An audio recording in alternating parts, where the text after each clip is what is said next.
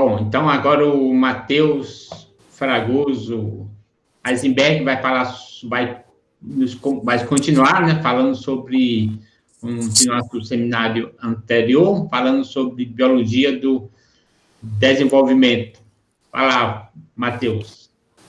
É isso mesmo. Bom, galera, meu nome é Matheus, né, como o Francisco mencionou, e hoje eu vou falar para vocês, vou abordar para vocês alguns conceitos dentro da biologia do desenvolvimento. Bom, o foco do meu seminário é especificando a identidade. Então eu trouxe para vocês alguns mecanismos de padronização no desenvolvimento. E dentro desses mecanismos, a gente vai descobrir como as células se tornam específicas para um destino específico. Ou seja, como um ovo desorganizado se torna organizado e por aí vai. Nessa primeira imagem, eu trouxe para vocês lembrarem as primeiras partes da divisão celular, né, que ocorre no início do desenvolvimento. Bom, o que seria a diferenciação celular? É quando a célula deixa de se dividir e desenvolve elementos estruturais especializados e propriedades funcionais distintas. Então, por exemplo, após a fertilização, o ovo passará por fases indiferenciadas, as quais ele vai se dividir, até chegar a certo ponto que ele vai se diferenciar e vai formar um tecido conjuntivo, por exemplo, uma célula óssea, uma célula do músculo, e todos os tecidos do organismo a qual esse ovo pertence, né? Esse embrião pertence. Bom, é no comprometimento que a célula tem o seu destino restrito no desenvolvimento. E o comprometimento ele pode ser dividido em dois estágios, em especificação e determinação. Nessa imagem eu trouxe para vocês também, desde da fase de zigoto até a parte da diferenciação, a qual as células terão seus destinos especificados, né? E aí também tem as divisões, as subdivisões em ectoderma, endoderma, mesoderma e as células germinativas. Bom, a especificação, ou seja, o destino da célula é dito especificado quando ela é capaz de se diferenciar por si própria ao ser colocada em um ambiente neutro relativo às vias do desenvolvimento. Ou seja, uma célula é dita especificada quando ela já tem o seu destino dito, né, ela já tem um destino diferenciado, porém, ela só terá aquele destino se ela for colocada em um ambiente neutro ou em células circundantes com o mesmo destino especificado. Então, nesse caso, o comprometimento celular é instável, ou seja, a célula ainda pode ser alterada, o destino da célula ainda pode ser alterado. Diferentemente da determinação, ou seja, quando uma célula ela é determinada, ela é capaz de se diferenciar por si própria quando em outra região do embrião ou em um conjunto de células especificadas de forma diferente. Então, se uma célula especificada e determinada for transplantada para uma outra região com células especificadas de forma diferente, ela ainda assim terá o seu destino final a qual ela foi especificada e determinada, né? Então, nesse caso, o comprometimento é irreversível.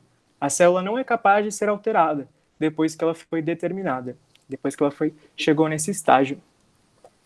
Então, a divisão é feita assim. Primeiro ocorre a especificação, depois a determinação, depois a diferenciação e, por fim, a célula terá o seu destino especificado. E nesse exemplo eu trouxe para vocês uma célula especificada a ser um músculo, essa em vermelho, e uma célula especificada a ser um neurônio. E quando essa célula especificada a ser um músculo ela é transplantada para uma região com células em volta, um ambiente com células especificadas a serem neurônios, se essa célula foi só especificada, ela terá o seu destino modificado para se tornar um neurônio. Agora, se a célula foi especificada e determinada, ela não terá o seu destino modificado e ela se tornará um músculo, apesar do ambiente circundante. Bom, dentro da especificação, existem 3 tipos de estratégias principais que os organismos exibem, que é a especificação autônoma, a especificação condicional e a especificação sincicial. Na especificação autônoma, os blastômeros no embrião inicial recebem um conjunto de fatores de determinação fundamentais contidos dentro do citoplasma do ovo. Então, o que são esses determinantes, esses fatores de determinação, né? São determinantes morfogenéticos, que vão regular a expressão de genes, influenciará no desenvolvimento do embrião e direcionará a célula num caminho particular no desenvolvimento. Um exemplo de especificação autônoma ocorre no caramujo patela, que eu trouxe aqui nesse slide as imagens, né? Então, nesse caramujo, no desenvolvimento normal desse caramujo, existem essas células precursoras do trocloblasto, as células trocloblásticas, né? Que elas vão se formar as células trocloblásticas. E se elas forem isoladas, elas ainda assim formarão as células trocloblásticas, né?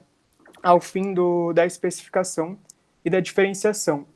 E uma outra coisa legal é que representa muito a especificação autônoma, é que por mais que essas células isoladas formem as células trocloblásticas, ainda assim, num tempo certo, se elas não fossem isoladas, se elas continuassem no embrião, elas formariam, nesse tempo, né, representado na imagem C, cílios nessas células precursoras do trocloblasto. E mesmo isoladas, ainda quando elas chegam nesse estágio, nesse mesmo tempo, ela ainda formará esses cílios. Então a célula sabe o que ela irá se tornar sem interagir com outras células, né? Então esse foi um exemplo de especificação autônoma. E agora eu vou falar sobre os determinantes citoplasmáticos e a especificação autônoma nos tunicados, que constituem um dos melhores exemplos de especificação autônoma. Um embriologista famoso, né, o Edwin Graham Conklin, foi um cara muito importante para isso por causa dos seus experimentos de especificação autônoma com os tunicados e com o mapa do destino do tunicado Stiela partida. Nesse mapa do destino, ele percebeu uma coloração amarela particionada dentro do citoplasma do ovo, que no final do desenvolvimento ficava segregada nas linhagens musculares. Então, o que seria essa coloração amarela? Bom, antes de falar sobre essa coloração amarela, o mapa do destino que ele fez foi uma forma de traçar as linhagens de cada blastômero. E aqui nessa imagem a gente pode perceber esse crescente amarelo, né? As fases desse crescente amarelo que seria um determinante morfogenético, né? E na imagem B, temos a localização desse determinante morfogenético, que ao fim do desenvolvimento fará com que a célula se desenvolva no músculo, na musculatura da cauda desse tunicado, né, do embrião desse tunicado. Então, aonde se localiza? Nesse blastômero B41, é onde está localizado esse determinante morfogenético, que é um exemplo de especificação autônoma. Então, a especificação autônoma foi confirmada pelos seus experimentos de remoção de células, né, do Edwin. Bom, como eu disse, nesse experimento, ele removeu os blastômeros de cada célula cada blastômero, né, do embrião desse tunicado. E ele percebeu que se ele removesse esse blastômero que continha esse crescente amarelo, que é um fator de determinação, a larva nascia sem a musculatura da cauda. E, além disso, ele também percebeu que se o citoplasma que contém esse determinante, né, que é esse crescente amarelo, das células do músculo for colocado em outras células, estas formarão o músculo da cauda. Então, o que é esse citoplasma? Esse citoplasma, essa aquisição do músculo, né, é pelo fator do RNA mensageiro macho, que é um fator de transcrição específico de músculo da cauda, que está presente no citoplasma. E aqui, ó, nessa imagem A, a gente consegue perceber esse fator de transcrição presente nesse blastômero B41. Então, a partir disso, a gente consegue inferir que os fatores críticos controlam o destino celular e estão presentes em blastômeros iniciais. E aí, na imagem B, a gente pode ver o controle, né, que seriam as células, que seria essa célula normal, né, essa B41. Agora, se a gente retirar esse fator de transcrição RNA macho, a célula nascerá sem a musculatura da cauda, e a partir desse marcador de actina muscular, a gente consegue perceber isso também, né? E se esse fator macho for adicionado a outros blastômeros, esses blastômeros formarão a musculatura da cauda. E isso é muito interessante. Então, agora eu vou falar um pouco sobre a especificação condicional, que diferente da especificação autônoma, esta terá os organismos que passam por esse tipo de especificação terão o seu destino definido a partir do conjunto de interações que a célula tem com os seus vizinhos.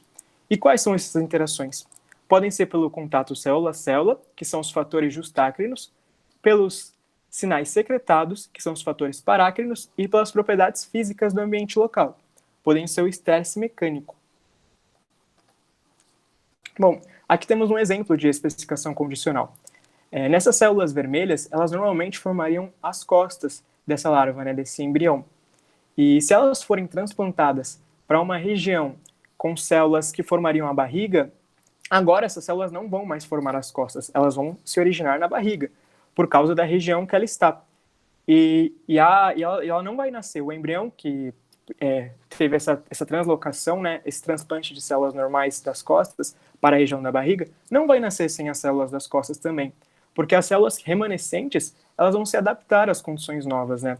Então, um outro exemplo na imagem B é com essa agulha de vidro que remove as células. E mesmo assim, remove algumas células, né? E mesmo assim, o desenvolvimento vai ser normal e gerará, né, uma larva normal.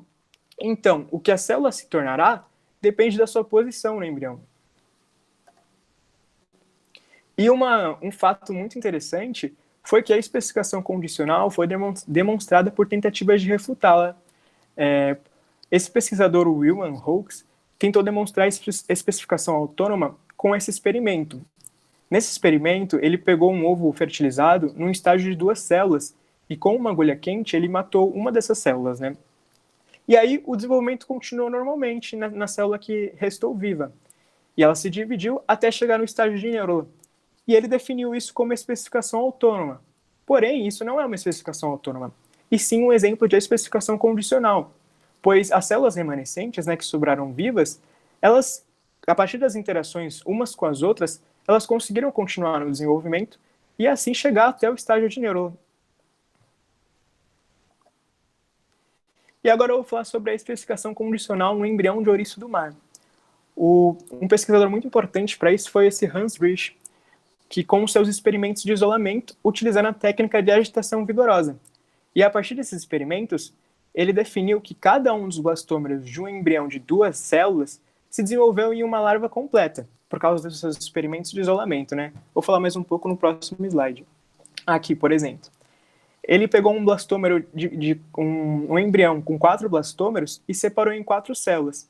E mesmo assim, essas 4 células, esses 4 blastômeros, se desenvolveram e produziram um organismo completo, né? Isso é muito interessante. E é um exemplo de especificação condicional, né? Já em outro experimento, o Drich removeu as células do embrião. Foi o que eu relatei aqui, né? É o mesmo experimento que esse. Esse na imagem B. E mesmo assim, removendo as células, os destinos celulares foram alterados para se adaptar às condições. Mas o experimento principal que comprovou a especificação autônoma, né, os outros também comprovaram, mas o mais interessante também foi um experimento de recombinação celular intricado, pelo qual ele mudou a forma de como os núcleos são particionados durante as clivagens nesse embrião de ouriço do mar. Então aqui nessa imagem a gente consegue perceber a clivagem normal, como ela ocorre, né? Temos a vista lateral e a vista do topo, onde estão localizados o polo animal desse embrião. E aí o que ele fez? Ele colocou esse embrião sob pressão, com 2 placas de vidro. E a clivagem continuou normalmente, mudando a ordem dos núcleos, né? E aí ele percebeu que as potências prospectivas de um blastômero isolado, ou seja, o que cada blastômero pode formar, é maior do que os efetivos destinos futuros dele, então o que ele formaria normalmente. E isso é muito interessante, né? Porque comprovou que a interação celular é fundamental para um desenvolvimento normal neste organismo. E que o destino do núcleo depende somente da sua localização no embrião, né? E aí, por curiosidade, esse embrião de ouriço do mar, ele é considerado um sistema equipotencial harmonioso, que é quando todas as suas partes, juntas e dependentes, né, interagem para formar um organismo completo. Bom, e agora eu vou falar o último tipo de especificação, que é a especificação sincicial. Essa especificação ocorre quando há a presença de um sincício, que é um citoplasma que contém vários núcleos.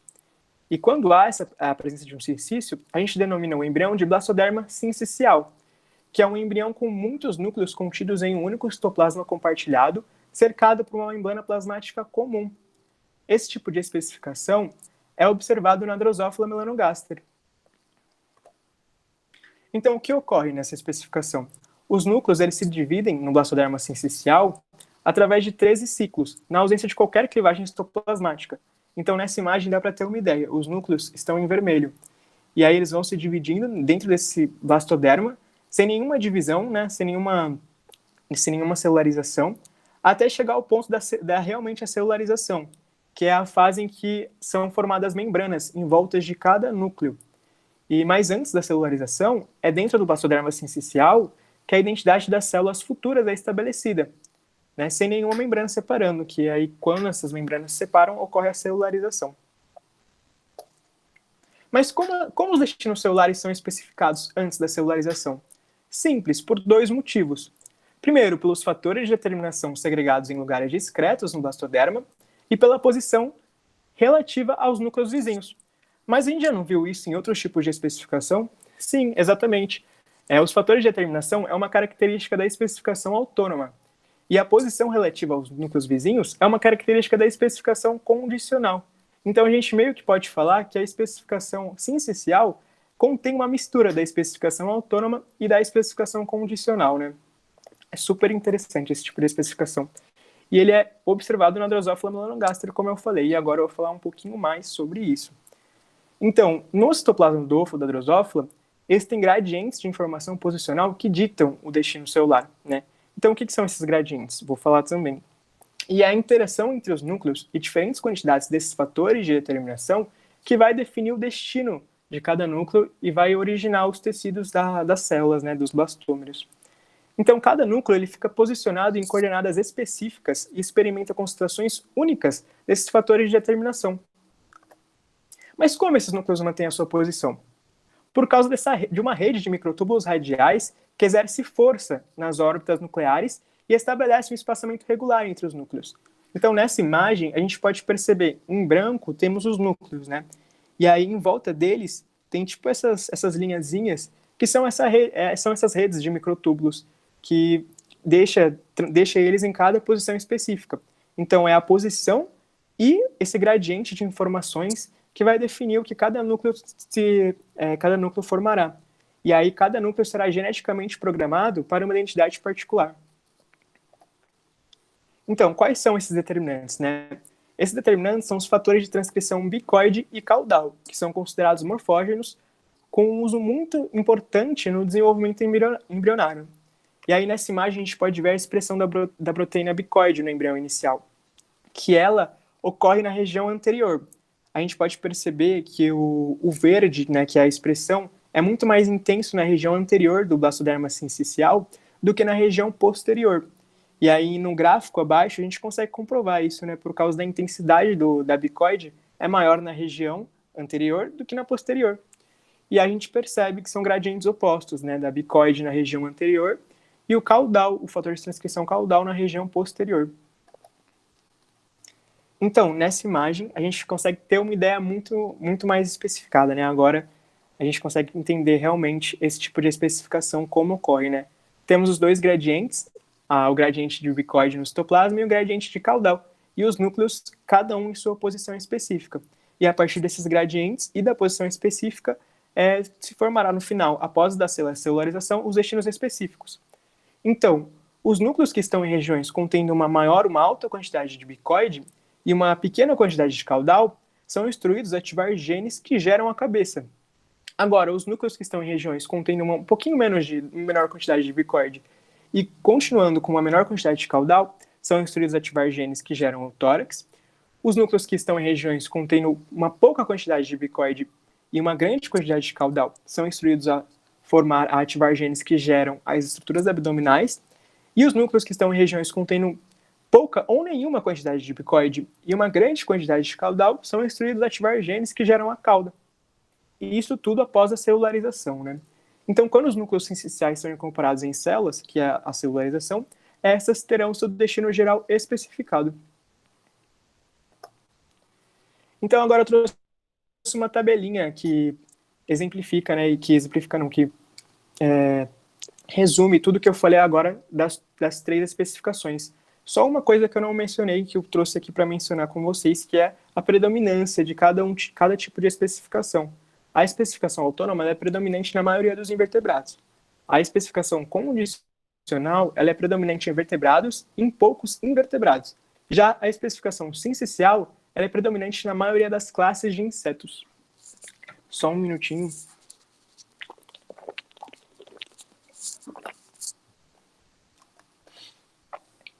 E agora, antes de finalizar minha apresentação, eu gostaria de falar um pouco com vocês sobre a técnica Rainbow, que é uma abordagem genética do mapeamento do destino do embrião. Super interessante.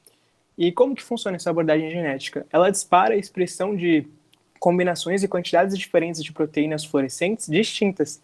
E aí, cada célula terá uma cor distinta, que será herdada por toda a sua progênie. Então, como que funciona? Essas proteínas, né, esses fatores as proteínas fluorescentes, eles são inseridos dentro desses blastômeros iniciais. Só que no início eles são inativados. Só que quando esses genes, essas proteínas fluorescentes, elas são expostos à enzima CRE-recombinase, que é uma enzima que catalisa eventos de recombinação em locais específicos do DNA, esses genes serão ativos. E aí gerará uma combinação randômica de cores, né, nas células.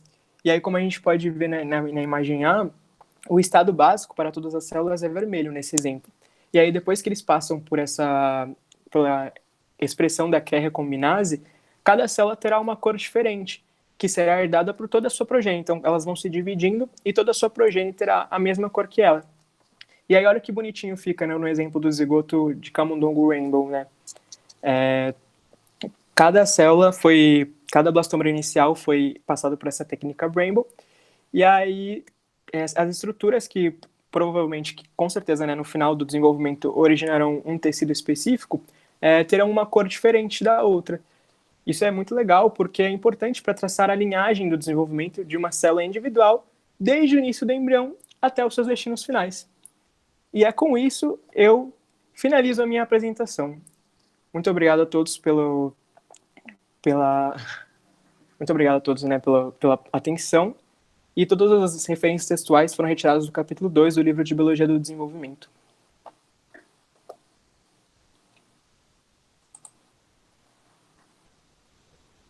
Muito obrigado, Matheus. Aprendi bastante com a sua apresentação. Vou agora interromper para a gente poder começar com as perguntas. Só deixa eu